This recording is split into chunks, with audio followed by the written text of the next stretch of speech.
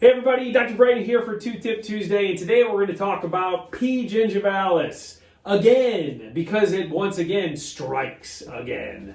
If you remember from our previous 2-Tip Tuesdays, P. gingivalis is one of the main 5 bacteria that are involved in the cause of gum disease. Again, it is a bacteria that is native to the mouth, but it is a bacteria that is a little bit more aggressive and can be quite harmful, i.e. in gum disease.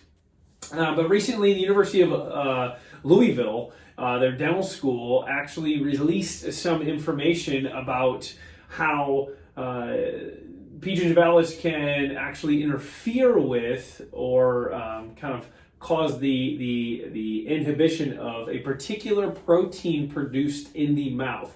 So epithelial cells, gum tissue, all kinds of tissue in the mouth produce these proteins called interferon lambdas. Yes, I will test you on all of this. But the big issue with this is it interferes with the production of that protein. And by doing so, it lowers our ability to fight viral infections.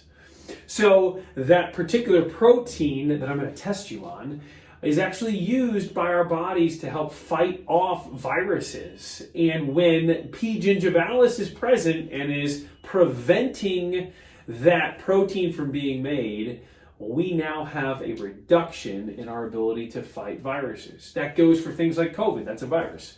But it also goes for things like the influenza virus or the flu virus, but a multitude of viruses. And so why is this practical? Because what it tells us is P. gingivalis, being one of the main bacteria in causing gum disease, is then going to be present in patients who have gum disease out of control and active in their mouths.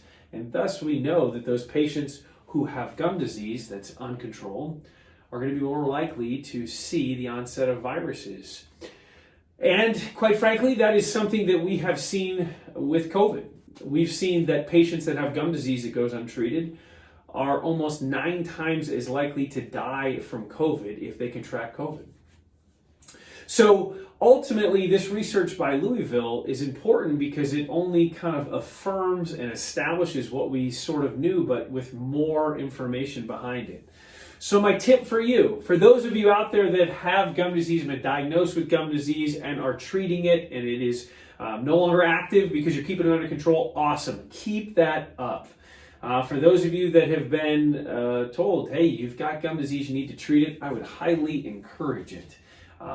And for those of you out there that are considered maybe higher risk for the development of gum disease, those recommendations to help prevent the onset of gum disease, stick with them. Stick with them. So I hope you find that helpful. That is my tip here for Tuesday. I hope you have a great rest of your week.